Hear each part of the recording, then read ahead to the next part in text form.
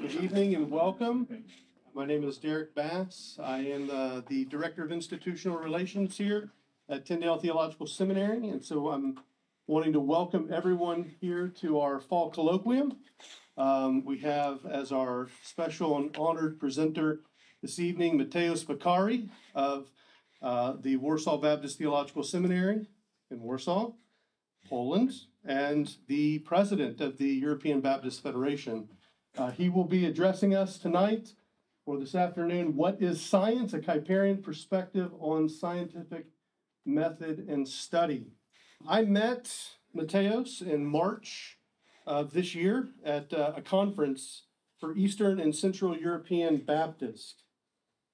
He is a theologically minded and also he is a missional man. And what I mean by this is so oftentimes theologically minded men can be pretty rigid and rigorous and not work well with other people. But I would say that he is not only a theologically minded man, he is also a missional man, a Great Commission man who puts the Great Commission of our Lord Jesus Christ above all things. And so I had the opportunity at the conference to witness him bringing people together from all over Central and Eastern Europe, from among Central and Eastern European Baptists, who I was pretty confident in different discussions probably wouldn't all agree theologically on every point of doctrine, but keeping Christ and the Great Commission at the center, watched him unify people, which is greatly encouraging. He has served 8 years as the president of the Polish Baptist Union. He has been working across European borders to unify and strengthen relationships with other Baptist leaders from neighboring countries for the purpose of mission. I witnessed again firsthand his relationship to his students this past June in Warsaw, Poland, when I had the privilege to go and visit the seminary and share a few lectures with his students. I was struck by the student body that I got to meet, their thoughtfulness, excellent questions regarding the things that I was teaching, coupled together with a warmth, a pastoral heart amongst these students. That is to say, thinkers aimed at serving the bride of Christ, the church. Mateusz's missional heart is also seen in his efforts to provide theological training for pastors in Tanzania and in Kenya. Currently, just a month ago, they graduated 29, I said 30 the other day, 29 pastors through their Bachelor of Theology program from the Warsaw Baptist Theological Seminary in Tanzania. And this has been something that Mateusz has been running with almost on your own. There are other people coming alongside him in this as well. Mateusz is a professor of theology at WBTS. He pastors a local church, is a denominational leader in his country, and he is now serving in his first year of a two-year term as the president of the European Baptist Federation. All these things are true of him, but he is first and foremost husband of Beata for now 25 years, father of Victor, 20 years old, and Helena, his daughter of 17. Mateusz, it is an honor to have you with us tonight. It is an honor to hear you share more about Abraham Kuyper, as I know you've spent a lot of time studying Kuyper in your doctoral program and in your thesis. Brother, come now and bless us.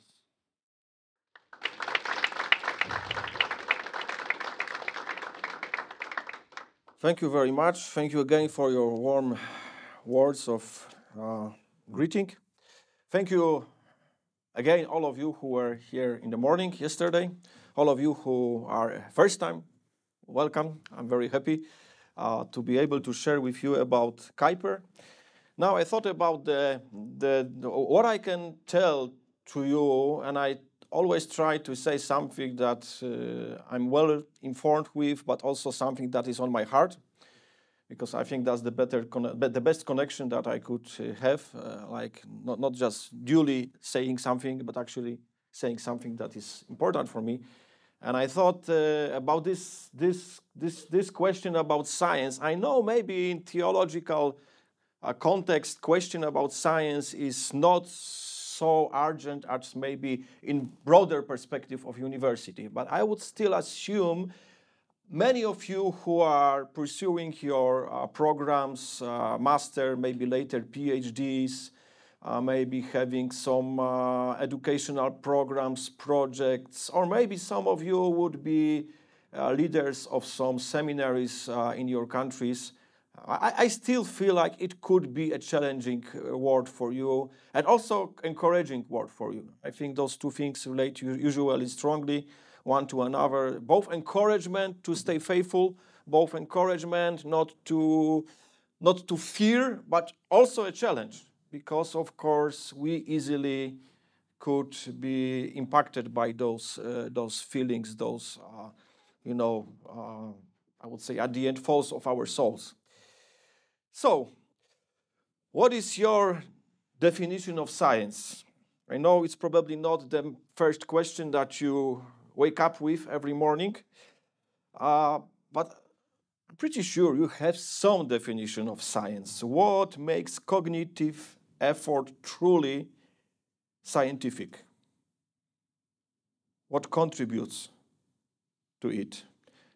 Probably, I know you don't have much time to respond in your mind, but hopefully if you had enough, probably you would say it's method.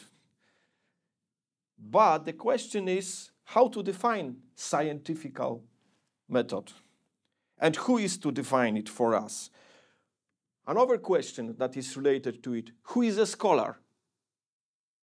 And how a scholar could be defined? How is he or she different from other people? What makes a scholar a scholar? How the degree proves that you are a scholar? What actually we are searching in when we try to differentiate people from all group of people by giving them scientific or scholarly degrees? Or maybe those degrees mean nothing right now. Or maybe they decrease in its function, in its value. I think there are some recent challenges, and one that maybe I'm wrong, but this is at least what I observe, is woke ideology that is at home at universities. And at least for me, maybe I'm wrong, it's a sophisticated excuse for emotional immaturity. By the way, I'm indebted here with Jordan Peterson. This is how he defines it. Expressed in the exclusion of certain opinions. So it's at home at universities, but can we ask, is it a truly scientific method? Is it? Is it a scientific method when, again, I will refer to him because it's a recent thing, Jordan Peterson is disciplined because of refusal to use other pronouns than male, female, he, she. Does it really disqualify him as a psychiatrist? That's a good question to ask. In my recent conversation with a very good Polish historian who just happened to come to our archives of our church in Poland, we started to speak after, he thanked us for the help of opening our archives to him. And we were chatting on various things, and then we started to speak about science and recent changes in science, and he said, now it's worse than in communist times. Because in communist times, you knew when you risk. You knew where you step in a dangerous place. But now, he says, you could be expelled for whatever reason. You don't know. You don't even know. So that was his opinion. Polish universities talk humorous, or Polish scholars talk humorously about pointosis. Polish word would be punktoza. I'm not sure how to translate it properly. But basically, I don't know how it works here in Netherlands, but in Poland, to prove that you are a true scholar, you have to collect points. So basically, it's not about really doing research. It's not about really, being engaged in discovering some new realities or some new aspects in whatever field you are at, but it's about getting points. Because you have to get points to prove that you are who you are. And again, I think we could ask a question, where does this belief that those points actually are helping to be a scholar come from? And is it true method? Is it really true method of being a scholar? In contrast to these modern realities stand the description of the early scientists that I have found in Baroque cycle of Neil Stevenson. Sorry, it's not great scientific source, but I found those books really powerful, and I have found John Newton there as scientist par excellence, placing a Paul on the cornea of the eye, and the Royal Society as association of risky experimenters ready to lose health and pay for the understanding of the truth by their own fortune and prestige. And this is why I chose this man, just to speak to us a little more about, maybe it's also a scholar, right? Is he a scholar, Indiana Jones? I don't know how you remember whom he was, yes? He was an archaeologist, and okay, I hope you know. Anyway, understanding. By the way, at the beginning, I think scholars were people who were searching the truth, and sometimes we could be not at ease with the ways they were searching the truth. They were searching both in, let's say, what we consider right now truly scientific method, gained both by inquiry into the nature, but also exegesis of the Bible. So I'm not sure how far it's true, but I think Newton spent few years of his life searching for the truth by exegesis of Revelation. And that was what he was doing, because he wanted to find the truth. That was his goal. And by some, we would treat it very suspiciously, by some magician, rites they participated in. But for them, it all served the same goal, to search for the truth. And all means that were accessible were for them at least worthy of consideration. And that was the spirit, that was the attitude, that was the desire behind all those efforts. Not to prove you are a scholar, but actually to find the truth. Which description is closer to true science? Who is a true scholar? Needed for our world as credible and necessary in working or spending his life and effort to move our understanding of reality forward. What method made a study truly scientific? Or maybe we came now to the right conclusion that everyone has his or her own narrative, and that's just it. So talking about any talk about real science is absurd, because at the end of the day, everything depends only on politics, culture, and struggle of powers. And all narratives are equally okay. And if you disagree, you should be expelled. But if it is the case, do we rightly consider science an honorable endeavor? Are we wise and reasonable to keep on respecting science as such, if it is so? And if it is so, are Christians right to engage in such endeavor? Speaking of faith even more, where is faith in this whole picture? How does it relate to science? Is it necessary to exclude faith from it? Or perhaps faith simply is not relevant at all and does not matter, remaining a preference for spending free time, a set of family customs, and a hope for life after death, but having nothing to do with realities of the modern world? So let me propose an interesting and valuable starting point for all those considerations to be the views of Abraham Kuyper. I hope today, as you start some new stage in this academic year, simply to encourage you to think afresh about the nature of science, the nature of your effort, even here in this seminary, and think about science in a distinctively Christian way, What is science exactly? Why do we need it? What exactly we are looking for and why it is valuable? How far can we go together in making science with the people from the world around us, and where should we part with them? Or maybe this day already has come. Or maybe it's even it came yesterday and we are already late. Let me start with some facts. It will be not much, but I assume you don't know much about Abraham Kuyper. So at least I would like to encourage you to think about him, that his thought and his life could inform us, and he is a man worthy of being listening to. So he was born in 1937. He died on 1920. He was highly educated at University of Leiden. He finished with summa cum laude both his literature degree and his doctoral theological degree.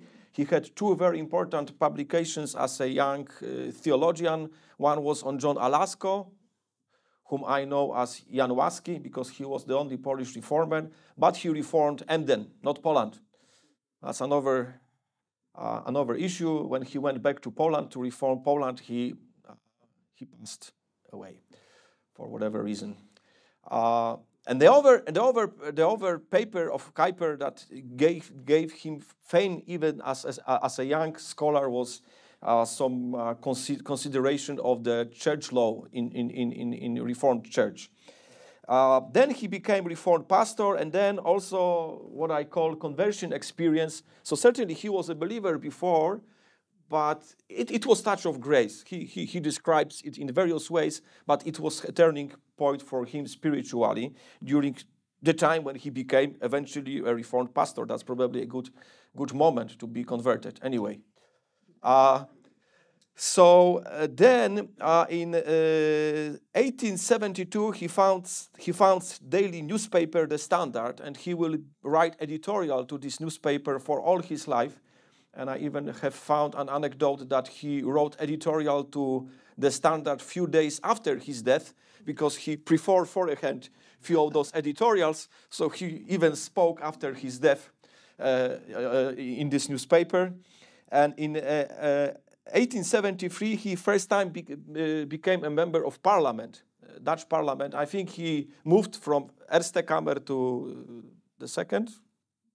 But basically, but he was present most of his life as the member of Parliament.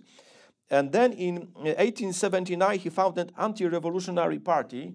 Now, this revolution that he referred to was French Revolution. And basically, in his program, he said, we want to be Christian party. What it means to be Christian party? It means that we are against all those principles that were introduced by French Revolution to the public sphere. So that was really interesting, that even in the name of this party, he says, we as true Christians, true Reformed Christians, we are against those principles because they are anti-Christian, simply said, which is really strange perspective probably for any recent, party, even parties who would refer to themselves as Christians. Then what probably he's most famous of, in 1880, he founded Free University, and I know many of you are related to Free University in various ways. And certainly, as we've heard today, we are at the shadow here of Free University in Amsterdam. So he started it as a very small, by the way, school at the beginning. Then it grew substantially. In 1886, he was a leader of Dole Antje. I hope my Dutch is good enough. That's or not. Doleantie. Thank you. So he basically that was the renewal movement among the National Reformed Church, but eventually that became a new denomination that he was leading. And in 1899, he was welcomed on Princeton University for the Stone Lecture. That was a cycle of, I think, 6 lectures. And they became what is known now as Lectures on Calvinism. And this is probably his the most well-known book. Short book where he writes about Calvinism in 6 aspects. first as the worldview, then Calvinism and politics, and various other aspects of life. And it's actually a very powerful book where, in a way, we are confronted with the need of confessional perspective, Christian confessional distinctive perspective on various aspects of life, which is in itself, I would say, a challenging perspective for many evangelicals who, I would say, at the best see, except for individual life, church, and family, maybe local community, and that's it. And that's it. But they don't really see how they could affect more or have broader perspective on how Christianity could affect more the reality around us. In 1901 to 1905, he became Prime Minister of the Netherlands, and that was the peak of his career. Later on, he was still doing many things, but let's say that was his biggest achievement. For 2 terms, he was Prime Minister of the Netherlands. Kuyper therefore combined very different functions. He was as much as an academic as he was a political and religious leader, both a theoretical and practitioner of the fields he dealt with. He was an erudite and also an excellent speaker, a charismatic leader with firm beliefs, and a thinker who enjoyed detailed distinctions. He was very keen on speaking about distinctions, among other things. In all this, he was a sincere Christian and one who truly got lost several times. After all, he was a man who could inspire and continues to inspire many people worldwide, and I could just say he is probably the most known in USA, and not only among Reformed people, not only among evangelical people, but also broadly historically Christian people like Acton Institute. Maybe some of you know, this is like the institute that works with economics. There are many Roman Catholics, Orthodox, Protestants, but they all refer to Abraham Kuyper as the man who had vision for renewal of all society. And maybe you know, this is he spoke a lot about Christ being king in every sphere of life. So this every sphere of life is his quote. Many people even don't know, but it's Kuyper. They are speaking Kuyper. Every sphere of life, Christ as the Lord of every sphere of life. That's Kuyper. And also, he is a man who continues to inspire me. I've done my PhD on him, on his political theology, and even though I didn't do it on purpose, I see a lot of similarities between him and me. And the most important one is desire to combine reflection on the world with implementing the change of the world. And I really think he was a genius in it. He was both great theologian, great thinker, but a man who wanted to bring the change. And I think that's so unique. That's really, I would say, that's my ideal in a way. Because as you even mentioned, Derek, I think both are so important. We have to reflect deeply, but we also have to engage deeply in the change. And those two things have to correlate very strongly with each other. Change without reflection is pointless. And the same we could say, just knowing what to change without any action, it does not make us go further with the kingdom. So I really respect him a lot because of that. Kuyper describes his views about science in Encyclopedia of Sacred Theology. In 1894, it was published finally in Dutch. He uses there the term encyclopedia in a unique Greek way as the organic, unifying reflection on the inner structure of knowledge. Actually, usually, I think right now we use encyclopedia simply as the collection of, of small bits of knowledge, but he used it differently. Kuyper, after many pages of preliminary consideration, finishes with such crafted definition of science. Science presents itself to us a necessary and ever-continued impulse in the human mind to reflect within itself the cosmos.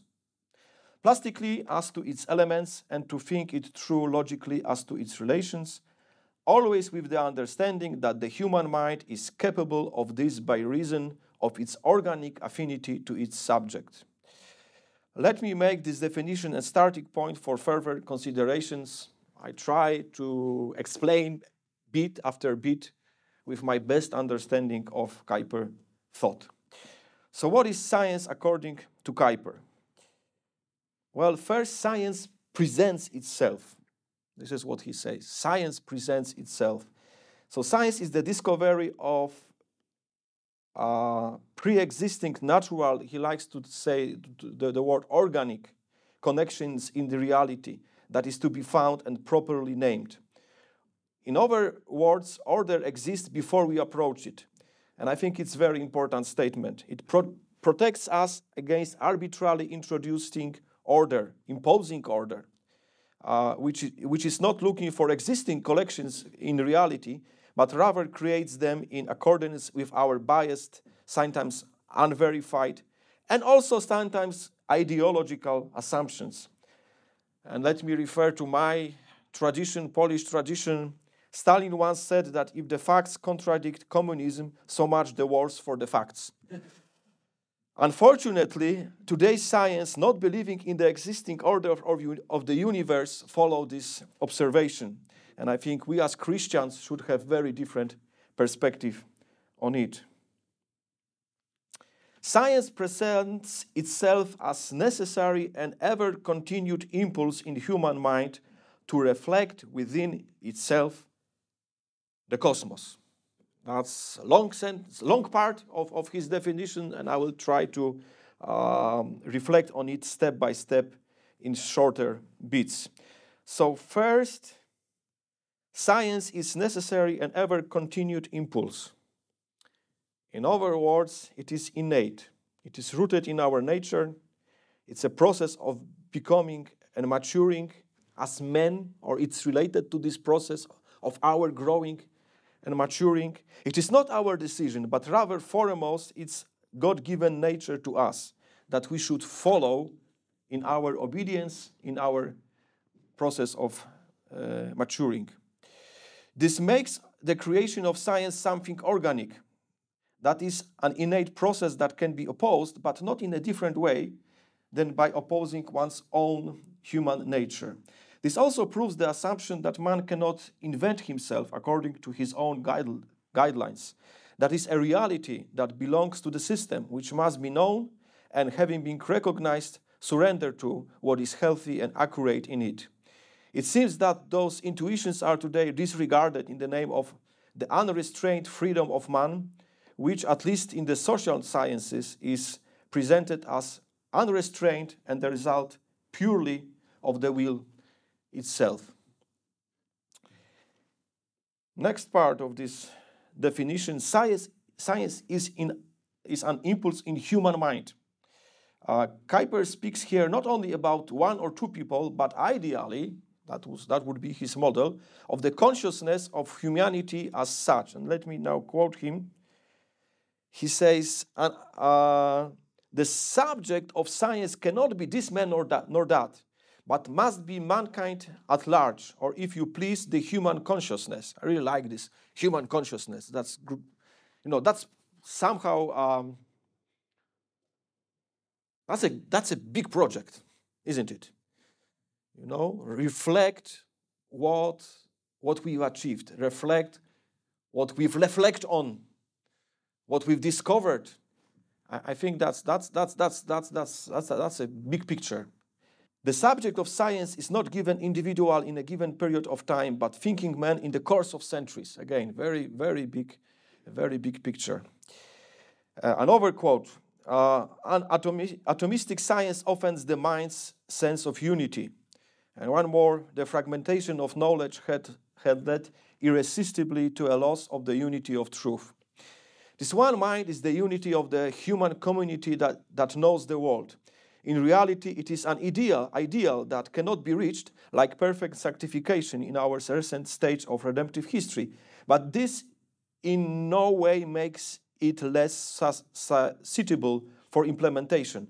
On the contrary, The closer we get to it, the better we perform our task, even as we know we will not do it fully. This definition, based not on a particular scientific effort or field, but on the broadest possible scale of definition, at least me, attracts and delights. It shows the infinity of the task, but also its dignity and its importance. It also fits into that feature, and I think majestic feature of Reformed theology and thought, which is holisticness, a vision of everything from which we then go down to the particularities and individuals. Again, I think it's very different from our modern perspective. Modern science, in my opinion, has lost this or any other one unifying vision. It gets lost in details, it became often artificial, confusing, especially in various unclear social models that are proposed. Next, science reflects within itself the cosmos. Kuyper indicates here humanity's ability to reflect reality as the essence of science. This process of reflecting requires both cognitive abilities of man, the existence of the world, and ability to create and share within humankind appropriate conceptual apparatus. And when I think about science, I used to think about it in his perspective, and I would say it basically requires three things: a knowing man who really knows how to know. Second, knowable world. We have to assume the world is that we can understand it, but the science proves it. And thirdly, a meaningful process of human description of the world. And I really find it very helpful. It organizes my thinking about science. Next, when we think in such a way, it requires this process, such definition of the process requires intuition. Intuition is necessary both in the process of cognition, which involves not only recognizing facts, but also associating them into specific cause and effect processes and relationship structures and naming this reality. Today, I think intuition is often overlooked and disregarded because it destroys the claims of the neutrality of science. If we agree intuition is important, then in a way we deal with men again. And I think somehow it contradicts the function that many people assume science should have for the modern world. Another thing such definition assumes is the reality of sin.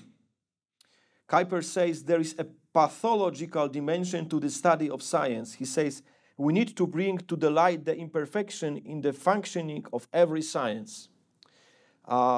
And he says there is a category of falsehood that we should deal with in thinking about science.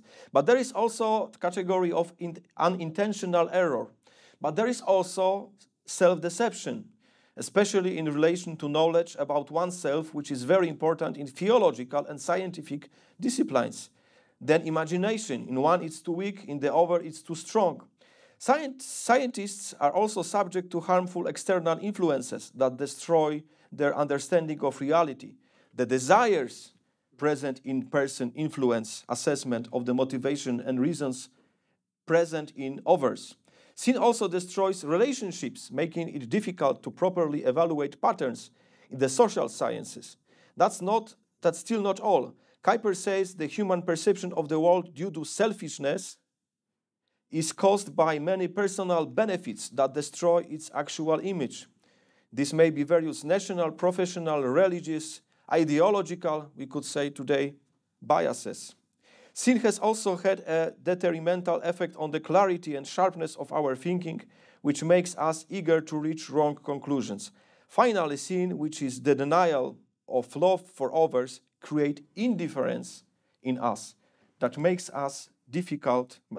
it difficult to us to seek the truth. And I also find it interesting when some people speak about so beautiful truths, when they speak about so beautiful realities, but with such indifference. even this is a distortion of truth, in a way. However, just as sin influences our reflecting within the cosmos, within us, the cosmos, so too does regeneration, and as another good aspect that that Kuyper refers to. Actually, it's also a very interesting aspect of his thinking about science, because he says regeneration influences science. And now let me quote. He says about two kinds of people, two kinds of scholars. Those who part company because of a difference which does not find its origin within the circle of our human consciousness, but outside of it. And the Christian religion places before us just this supremely important fact, for it speaks about regeneration, followed by an enlightening, which changes man in his very being, and that indeed by a change which is effected by supernatural cause. This regeneration breaks humanity in two, and repeals the unity of the human consciousness, across which no bridge can be laid. So he says, because of regeneration, Christians and non-Christians think differently on the world. Consciousness affects our scholarly work, and there are two kinds of science because of that. We can dispute it, but this is what he thinks. Since there are two kinds of people, Kuyper says, we have two kinds of human life and consciousness of life, and two kinds of science. For which reason the idea of the unity of science, taken in its absolute sense, implies the denial of regeneration, and therefore from principle leads to rejection of the Christian religion. The impulse is the same, to seek the truth, but the conscience in regenerated men and unregenerated men is different. Hence, ultimately, these two kinds of people devote their time and their strength to the erection of two different structures. However, he adds, there is a very broad realm of investigation in which the difference between those two groups exerts no influence. And generally, the closer to the hard sciences, the wider the common area, but the closer to the sciences that are related to human activities, the narrower it is. Science reflects within itself the cosmos plastically as to its elements and to think it through logical as to its relations. I will not stay here long because I think we still understand this feature of science well today. We need imagination to vividly and visibly represent reality in specific models, but also we need logic so that these presented processes are actually described in truth. The reflection of the world requires the involvement of the cognitive powers of our mind. Intuition alone is not enough, although it is necessary. Finally, science reflects within itself the cosmos, always with the understanding that the human mind is capable of this by reason of its organic affinity to its object. And in other words, how it is, and it's a mystery, that the reality here could grasp the reality here. How it is. And that's a mystery. How our processes here could find the truth about processes out of us. And at the end, Kuyper says, we cannot find different reason, but that we were created in the image of God. And this is the Christian perspective in every science, and I actually feel like he's totally right. And even I have a friend who is a physician, and he said, there are no atheists among physicians. Now, that does not necessarily mean, you are a physician? Oh, sorry. Okay. Yeah. Yeah. So, this is the same among Polish scientists. I think the more you reflect on reality, the more you understand there has to be a creator. So, cognition or science therefore constantly confronts us with the mystery of human nature, harmonized with the known world in an astonishing, surprising way that ultimately leads to the worship of the Creator. Without this solving of this mystery, one remains without explanation and suspended in a helpless void. So what about science? We went through this definition. So what? Let me summarize it in a few points. First, truth exists. Only because of that, science is reasonable. Secondly, universe is one. Therefore, science is one at the end. Yes, we have various disciplines.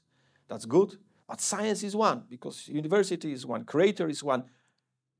Human mind is one. And this is something that really steers at least my mind thinking and causes me to worship the Creator. Mind is one. Yes, it strives and can strive for unity because of that. Therefore, efforts to connect and relate different fields of science are good, necessary, and instructive, even as right now we are confronted with the science that is so divided and isolated, field from field. Language is not neutral and faith matters. By definition, language is linked to the conscience and conscience is rooted in faith. Therefore, both philosophy and theology are important for the science. Fifthly, sin exists. It is short-sighted, hypocritical, dishonest, and ultimately very harmful to avoid the application of this reality in academic work.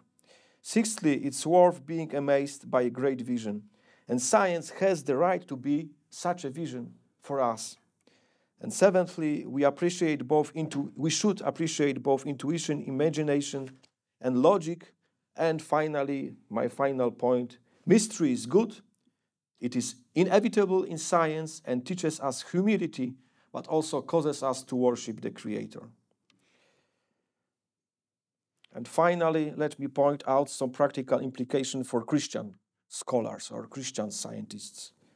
First, be brave. Be risky experimenters again. May our faith in Christ inform our unashamed search for the truth.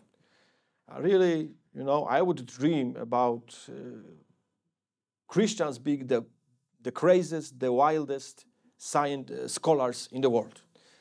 And maybe it's not realistic, but I feel like we have everything in Christ to do it.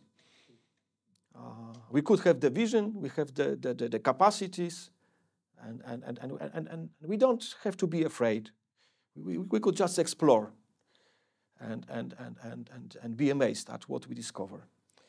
Second, keep your intuition theologically informed. And that's maybe, at the end of the day, it comes to a very simple point. Read the Bible every day and pray every day. Why? Because this is the air to our soul. And I think whatever high theological issues you will solve, this air will be needed for you. And if without this air, you will not have healthy conclusions. That's my perspective. Maybe too pietistic, but anyway, that is what I see. Thirdly, be realistic about yourself and scientific world. Sin exists and distorts science in various important ways. And again, I think we as Christians, we are also part of it. It also happens to us. We could be prideful, we could be coward, and especially in various aspects of our working with other people who feel safer in various things.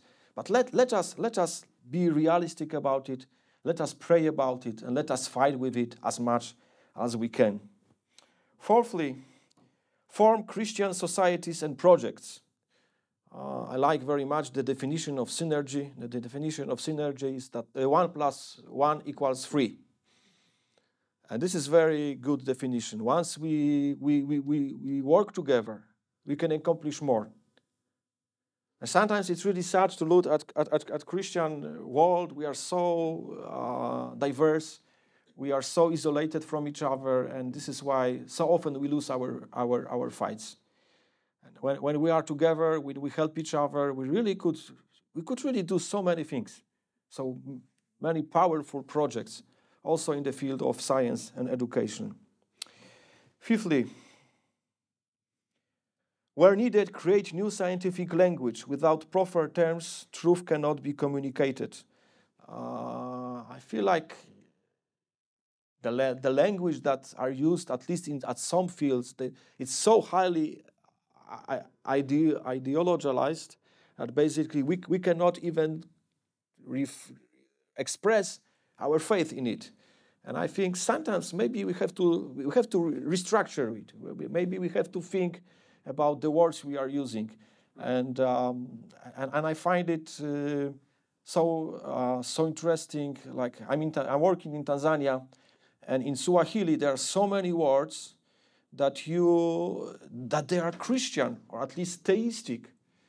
So even when you are not Christian, you have to use Christian concepts to express yourself, whereas the situation here is totally different. That we sometimes, even when we speak about Christian concepts, we use the words that are not Christian at all. So it's another issue, but I find it like let's regain language with faith, with our perspective on the blessing, on the way God operates between us, and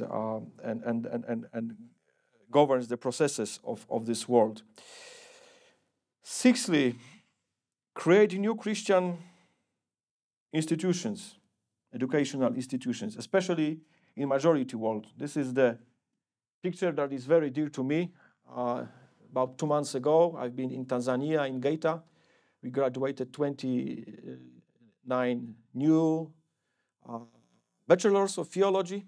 I know maybe from European perspective, bachelor is not much, but in Africa, those of you who are from Africa, you know it's a lot to be a bachelor in theology. That was great celebration. And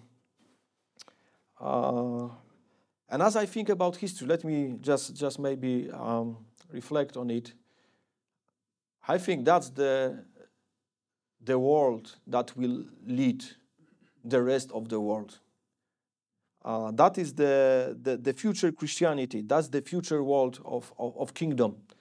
And I feel like it's a great opportunity for us now, from Europe, from USA, to simply give invest what we can, because the needs are huge. The needs are huge.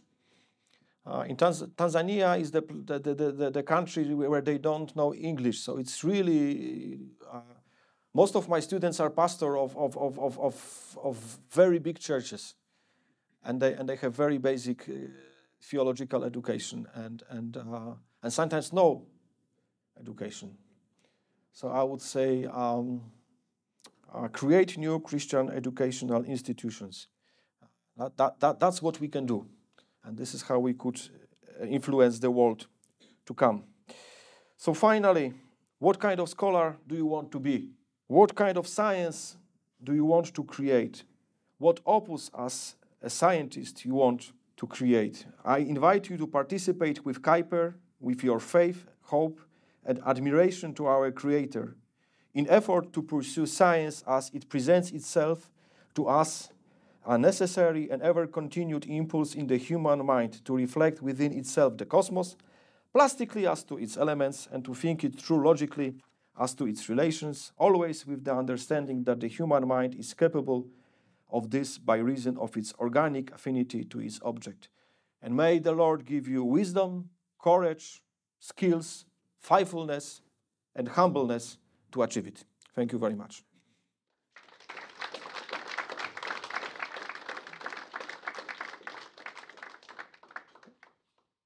If you have any question you would like to direct to Mateusz, please let's go ahead and just raise your hand and we'll pass the mics around. Thank you very much.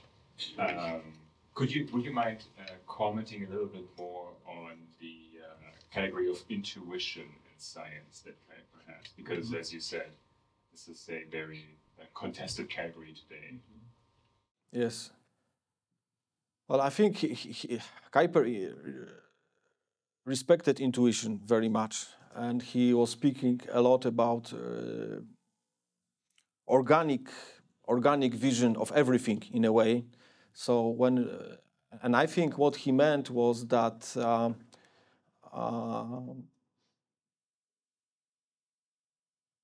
we should respect genius people as genius people. In other words, yes, this corporate reality of human mind is one corporate reality, but how it operates, how it grows, where it lives in the minds of people. Now, in every, is it egalitarian perspective? No, because some minds work better. Some minds are better equipped, some minds are better skilled, some minds are better trained, some minds know more facts. So at the end of the day, I think what he would say is that as you are equipped better and as you wise to think through the relationships between those aspects that you aggregate in your mind,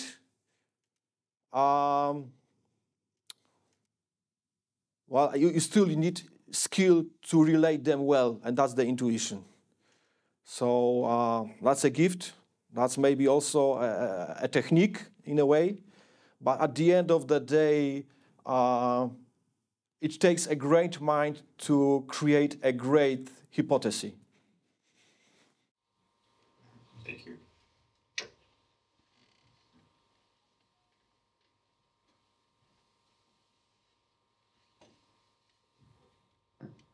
Thank you for your lecture.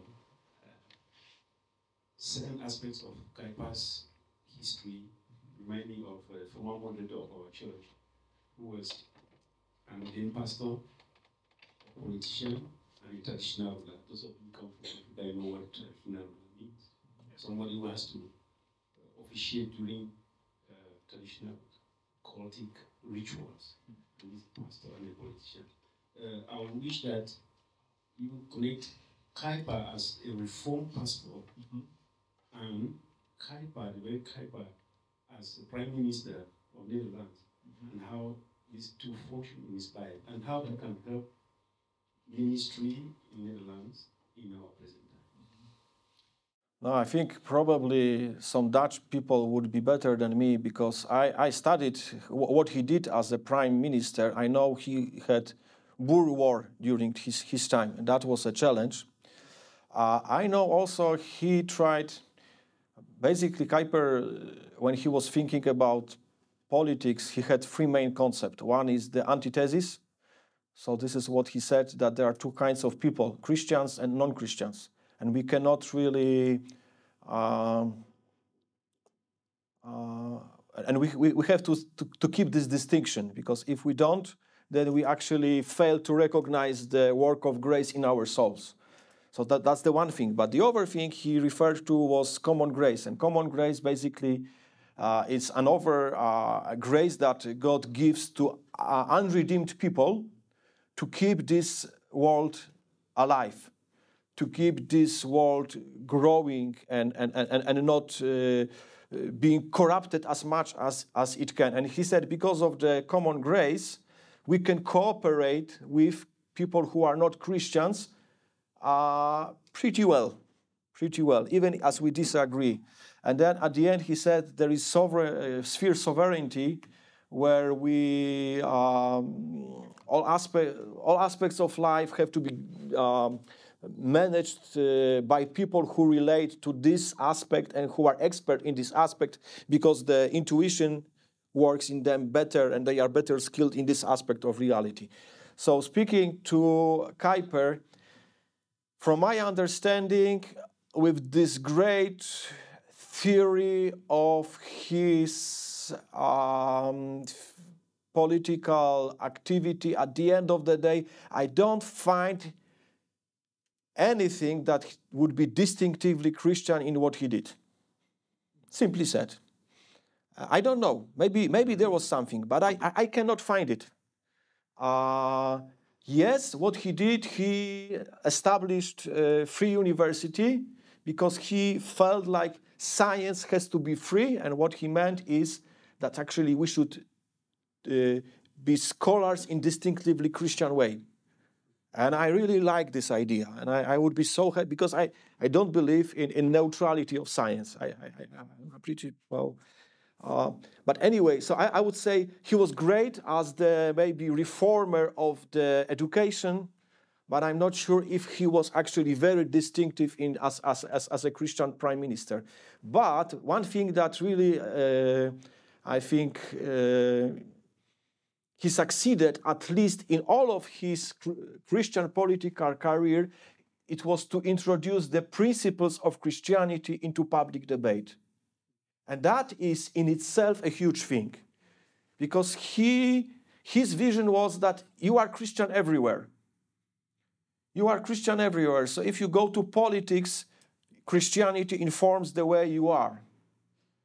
And of course we can discuss whether he discovered properly the Christian principles in politics, but the very fact that he was speaking about Christian distinctiveness in political activity in itself speaks a lot. And I think it informs us today to think and to search about the same aspects and the same principles of our public engagement. And I think that is something that I would dream about, to have, let's say, a Christian university with the Department of Political Sciences, where we have public theologians thinking about how the Christian principles relate to current political situation. And that would be so great. That would be so great. And where it could happen? Probably in Africa, not in Western Europe. And I would dream to see it one day. I would dream to see it one day when by the way, I think I respect highly Africa, because I'm very often in Africa. This African concept of unity, that Christianity is something that goes with me everywhere. Also in politics, everywhere I am. So I hope that could be a good ground for such Kuyperian perspective on public theology.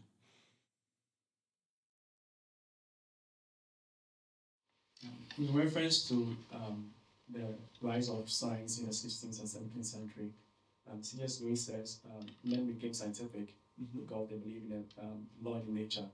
And the reason they believe in law in nature was because they believe in a lawgiver. So what plays science together in terms of the unifying factor of theology in the 16th and 17th century? So my point is that at least in our day and age, with the fragmentation that we see in science is also present in theology. We have different, many ways of epistemologies in theology too. Yes. So how do you achieve this unity that you're talking about, looking at our modern situation? Well, I don't know how we are to achieve it. My point is we should. We should. And we should be, let's say, we should be generous to each other. Like, I know biblical scholars could say about systematicians that we are so, not related to true word. So this, I agree, fragmentation is bad. Fragmentation is bad. And we should, I would say at the end of the day, maybe the best solution to this fragmentation is to eat lunch together and basically think through the issues, think through how things relate, think through how we could systematize various things. And with due respect to every book, every chapter of the Bible, but still think through how it enlarges our perspective, how we can summarize it in so systematic way, and how we could explain it and translate it to practical theology, to apologetics, to discipleship, to church governments, everything. Thank you so much, Dr. Mateusz, for an excellent lecture. My question comes to the implication that you've laid at the end of the lecture, and particularly a focus to the majority world to Africa and establish institutions there. Here we have Europeans, and actually we made a call for those from the US and from the Europe to think about Africa. And it's true that there is a huge kind of an open door, and the statistics are pointing that really the majority of Christianity will be there in coming years. But what do you have to say about Europe? I mean, where Christianity seems to be dwindling and the statistics are not good. Is it not easy to call for European and the people from the US to focus to Africa and actually forget about Europe? What call do you have for the people here in Europe? And what can you do? Yeah, so first thing, I don't want to escape from Europe. That's one thing. But second is maybe, maybe God wants us to equip better Africans, and maybe in 3 generations they will establish good institutions here. Why not? And, because sometimes, let's say, and I'm not saying that we should escape, but my point is that from my perspective, Europe will be different anyway in few generations. So why shall we not right now think about next generations of Africans and then affect also our future in 4 generations, let's say, if Christ will not come, of course. So you're saying that there's nothing that can be done now? I'm not saying that things could be done like, I'm coming from a very small, tiny Baptist church in Poland. Good thing is we are growing. But even as we are growing 10%, let's imagine such revival that we are growing by 10% every year, okay? We are about 10,000 people in a nation of 36 million. So my point is, I assume we should be faithful. That's our part. But if the substantial change is to happen, probably it will happen with majority world Christians coming to our places. That's my estimation. Thinking 100 years ahead.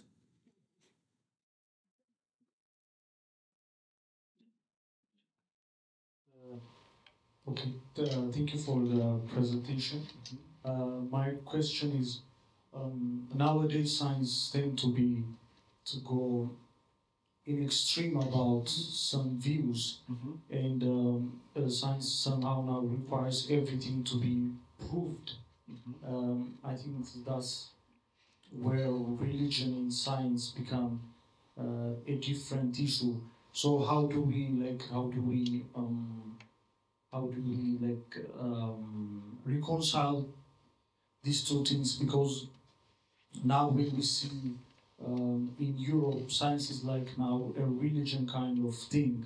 So like now we Christians have to deal with these kinds of issues. So maybe my question is go down to the level of faith and reason.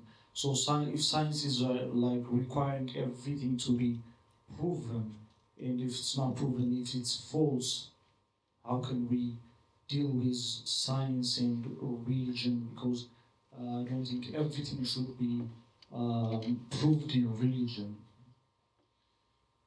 I'm a theologian, I'm not a scholar in any other field. So I know every field has got its method, and for the, let's say, hard sciences, I think that the method is established. Although even ideology appears to be affecting those fields right now, which is really strange. I just feel that's my conviction that what we as Christians should do, we should start our own universities. Simply said, we should start our own universities. And once we have our own universities, we have freedom to combine faith with our expertise. If we have true Christian universities, not not founded by government with strings attached, but true Christian universities. And if we will be good, and maybe I'm too idealistic in thinking about it, but if we will be good, people will count with our expertise, and that will be a little different expertise. Are you saying that we should reconsider science and its methodologies? Yes, of course. This is what I wanted to express in all what I said. We should be brave enough to rethink again.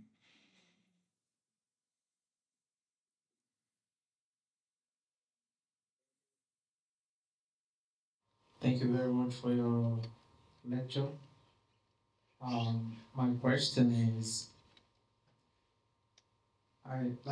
Kuyper's method, he kind of talk about this categorization in terms of certain minds are better than other minds. Mm-hmm. So what do you think about postmodern thinking? Mm-hmm. Or do you think it's entirely useless in human flourishing?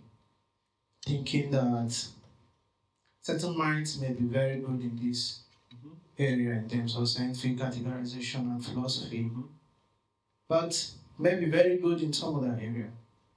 That's my question. Do you think that postmodern, this rise on subjectivity other than objectivity, do you think is entirely useless? No, I think, okay.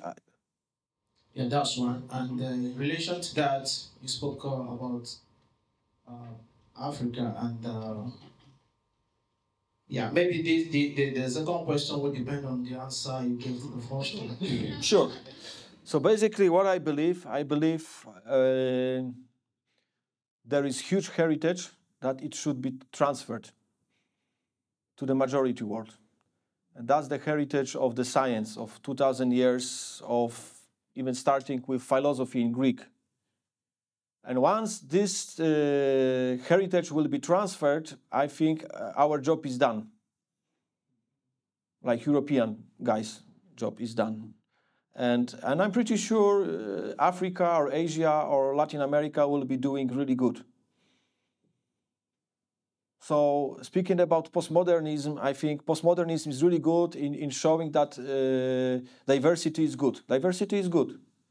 But I don't think it's true that every narrative is equally good. It's not true. There are lies and there are truths. There are good concepts and bad concepts, good models and very bad models. So in that way, I don't believe that postmodernity helps us, but in showing us that everyone should be at the table, it's very good. So that brings me to the second question about Africa, because some of the issues we're having today in Africa is the fact that the missionaries, especially Protestant missionaries, came after the Enlightenment, when a lot of superstition, they felt superstition is it has been dealt with in Europe even before they came for evangelization and all of that. So certain way of thinking of Africans were just, neglected. They were neglected, or it was not investigated. You are calling for probably establishing of good schools in Africa today, and being probably still powered by Europeans, as it were. How do you consider that difference in kind of thinking? And will it make a difference in the way we are going to do theology in Africa today? Okay, I feel like theology in Africa is to be done by Africans. That's very simple. I don't understand the realities of tribes in Tanzania. I was very happy to read some of bachelor theses, and it opened my eyes to so many realities. I was so happy to be informed about it. So now I know what I have not known, but how to deal with it, how actually to Christianize such society and such, how to solve those problems, it's not my job. What I can do, I can equip those friends of mine with the tools we have here. Now, I don't have such attitude that we know better. Like I realized many of our problems in Europe is because basically we excluded what is referred to as the spiritual middle, the spirits. We practically we don't believe in angels and demons here in Europe. We claim to believe it because we read it in the Bible, but when it comes to our reality, we don't believe it. So you are right, we are wrong. That's our fault. We forgot about this reality.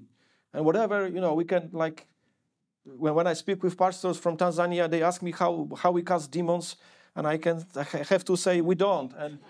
And they are asking me, so what do you do? And they ask me in the same way, like I would ask Derek, do you brush your teeth? And he says, no, I don't. Then I say, so what do you do? I mean, you should do something with your teeth. So that's the reality. And that's the reality I read in the Bible. Yeah. And then we don't brush our teeth here. We forgot we have them. So to use this analogy. So my point is, you know things better. You know some things better, but still I would say this heritage, and it's not just our heritage, it's the heritage of ancient Greeks. It's the heritage of some concepts that were developed. It's the heritage of the Christianity that worked its language for those 2,000 years. It's the heritage of the history of heresies that were present in the history of church. And it's so important for those new churches to know about this history. So I think we should transfer it. And that's it. Thank you very much for the talk. Mm-hmm. My question is, I'm here. Mm-hmm. My question is, as theologians, how important is for us to be scientifically literate, and to what degree? And also, can you suggest ways for us to be scientifically literate? Other than going to universities. I think if you want to dialogue with someone, you have to prove that you know his point. Once you prove you know his point, I think it establishes a ground for you to disagree and be treated seriously. So I think in that way, whatever is your calling, if you want to dialogue with people, you have to know how they feel, how they think, and you have to be serious man in the dialogue, to be serious part in the dialogue. So the question is, what is your calling? If you are a mathematician, you have to know mathematics. If you want to be a historian, you have to know the history. Whatever is your calling. I don't know what is your calling, but if it's your calling, you should know your sphere of reality.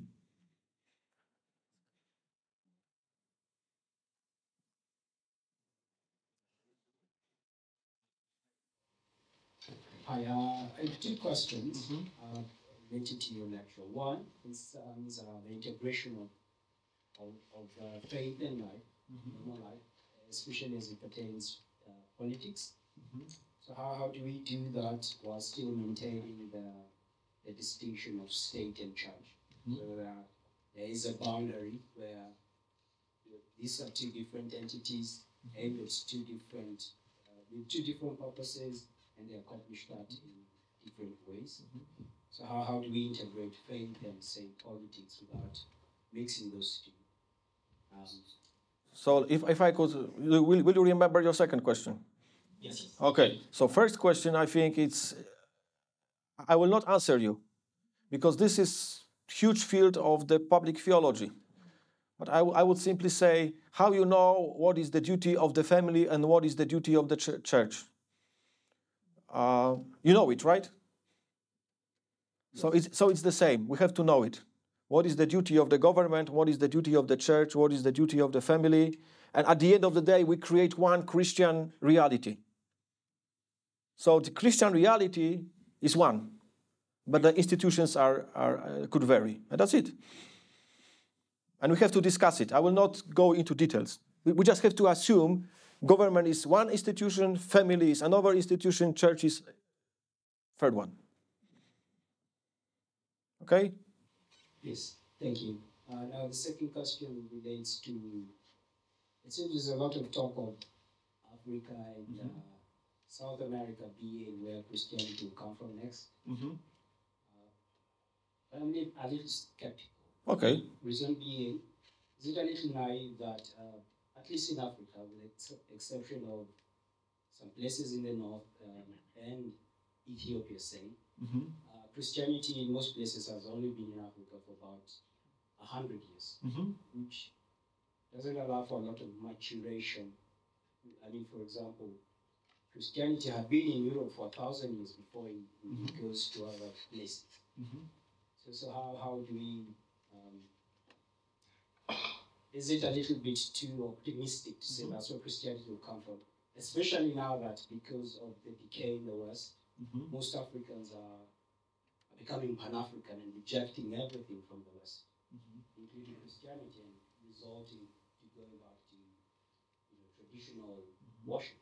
In my country, that's now a very big problem. Either people are leaving the faith completely, or they're coming up with a hybrid of faith and traditional. So is it a little bit too optimistic to say that's where faith will come from? Maybe. I don't know.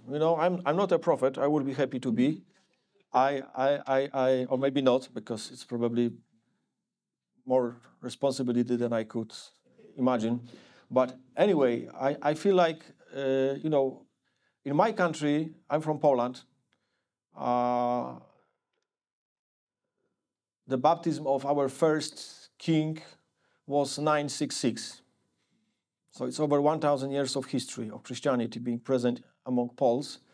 And I remember for the first at least 300 years, we had problems like you mentioned. So I would actually feel like that's probably normal way, not normal thing.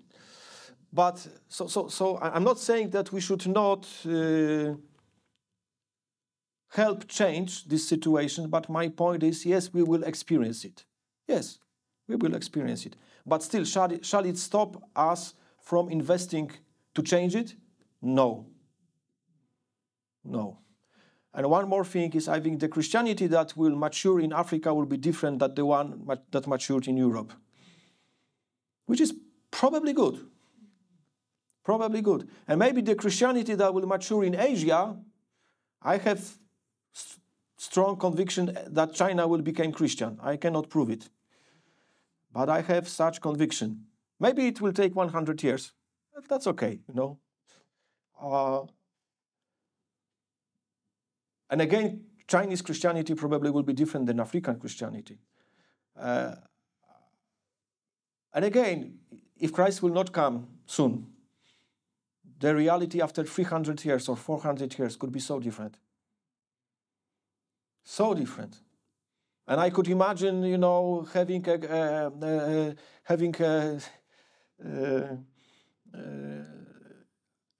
a conference, theological conference with the best top theologians from Latin America, Africa, and Asia, talking about how actually we should, what about the reception of 20th century European theology, or whatever. I mean, it could happen, and that's good. Because at the end of the day, we are not believing in European Christianity, but we are believing in the biblical Christianity, in Christianity that is run by the Spirit of God, in the hope and faith to Jesus Christ. And I'm pretty sure this Christianity will remain, and this Christianity will evolve, and this Christianity will stay faithful to the main doctrines, but will be different. And perhaps it's really good. Like, I'm not really happy with what happens right now in Europe with so many people, let's say, being evolutionists. I just feel like it's our small heresy here in Europe. But we cherish it so much because of our identity here. Maybe maybe you don't think much about me right now. But I think this is our problem. We just cherish our tradition so much.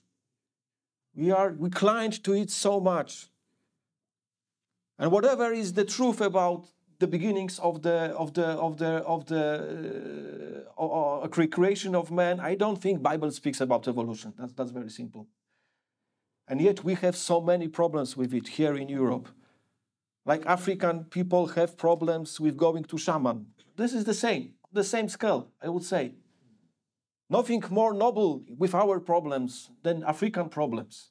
That's our heritage. That's our spiritual problem that we have. And we have to deal with it. And then we try to accommodate it somehow to our faith. So that's my point. At the end of the day, maybe after those 200 years or 300 years, we will see Christianity that is different, that has no such problems. I'm pretty sure there will be different problems. I'm not saying those new problems will be more noble. No, but maybe we will solve some problems at least. Who knows?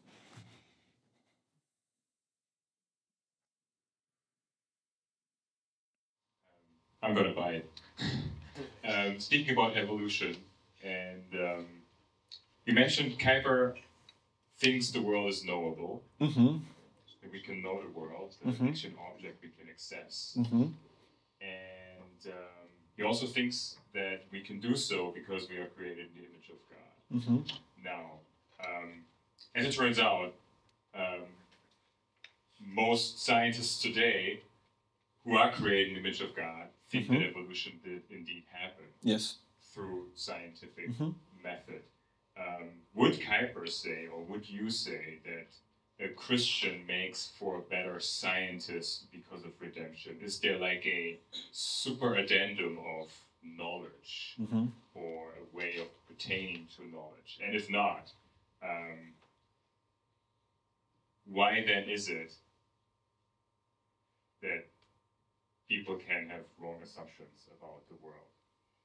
And not make a judgment call whether evolution is or is not, but if it is, just for the sake of the argument, so many people go wrong. And maybe as a side note, I think I was personally very shocked when we had the COVID crisis in 2020, 2021. We had this recurring chorus, you gotta trust the science, you gotta trust the science. But the science was saying different things. And what the science says was also revised several times. And it seems like that really shattered, for many people, this idea of the objectivity of a scientific method in relation to, say, the method in the humanities. Now, I assume when Kuyper speaks about science, he means Wetenschap, right?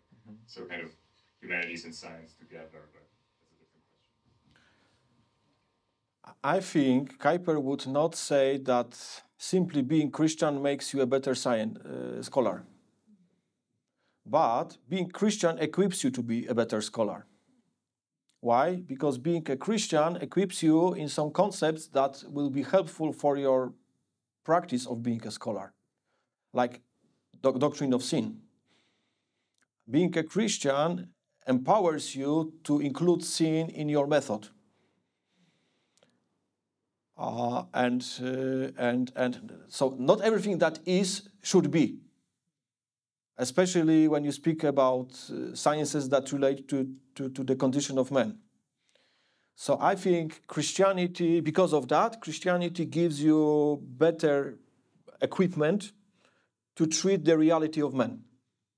But if you will use it, how you will use it, that's another issue. This is, I think, what he would say. Now, with the evolution, I'm not sure what Kuyper believed about evolution. And at the end of the day, I'm not, some things like microevolution is very helpful, probably, to describe the reality that we live in. Is the macroevolution so helpful? Well, I'm not a scientist. I'm not prepared to speak scientifically about it. I could only speak from my intuition here. And my intuition informs me that it's contrary to my understanding of the probability that such great things like even human body could be created by a chance. That's simple. Maybe it's too simple, but that's at least my intuition, how it informs me. And so however we would read Genesis 1:3, I don't think evolution is helpful.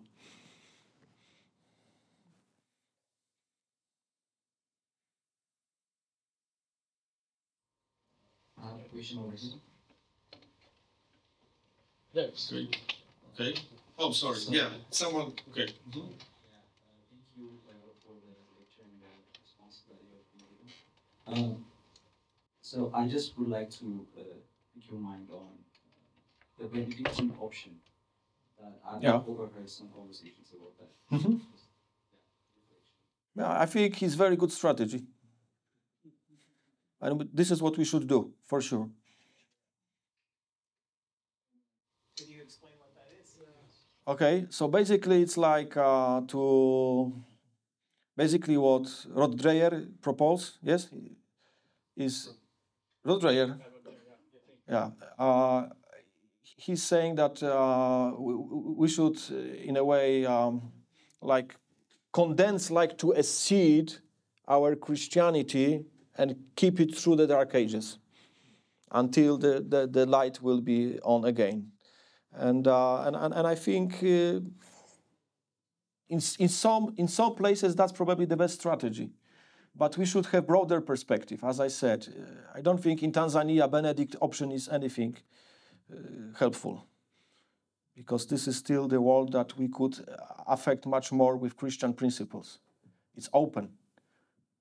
So probably the strategy should be different. Wherever we are called, we should think wisely, recognize and discern what is the best option for the kingdom to come in this reality. And I just feel like Europe will be different than other places in the world. Okay? Just to get back to what Dr. Zappa talked about, in terms of most scientists, at least in the Western world, believing in backward evolution, I think it's not really, just a comment and you can comment on it, it's not really so much of, let's say, a science, but there are philosophical presuppositions with which they come to science. So, for example, you can have Nobel Prize laureates, some being Christians, but because they come to the text or because they come to science with their Christian conception, their conclusions or interpretation they give to the fact that they see in terms of the natural phenomena is different. So the science is there, but I think the consideration should be given to the philosophical presuppositions with which we come to science. So if someone is an atheist or if most scientists are atheists, then the only conclusion they can come to will be, it cannot admit a supernatural. Then it has to come from the resources they have from their naturalism. Because most people in my own context who are scientists are not evolutionists. So it's not really the science, but I think a lot has to do with the philosophical pre-commitment that we also come into science with. I don't disagree. But Okay, you can go on. It's interesting. I don't mind. If it's sure. And I want to hear what he has to say. Yeah. But then I want to hear what you have to say too. So I don't disagree. I like the argument, but the argument does stand in some tension with the idea that the world can truly be known, right? Because if everyone approaches the object of study, if all these scientists approach the object of study, biology, with so much presupposition in the background that they all fail, right? Can the world then truly be known, as Kuyper assumed? Yeah, I would still say it's a local variation for 150 years. It's not so how to say. I see the power of argument, but I don't think it's actually the argument that should end the discussion. I very like this. I've heard once that someone asked a Chinese politician what he thinks about the effects of Chinese Revolution, and he said it's too early to tell. And I really like this concept because it shows us that some things that we tend to think like, oh, it's so tense. No, it's not tense. Give 50 more years and you will see. So I would be relaxed on it. And at the end of the day, like in Poland, I would say at least probably 30% of Baptists in my churches believe in evolution, in theistic evolution. I think they will be safe. They go to heaven. It's not an issue to discuss in terms of, like the primary discussion. It's more like I gave this example just to show that we have some things in our cultural heritage that we carry on and we try to incorporate to our Christianity in the same way like Africans do something with their heritage. And my point is, we should not think that our heritage is somehow more important or noble simply because it's ours. And that was whole point that I wanted to make.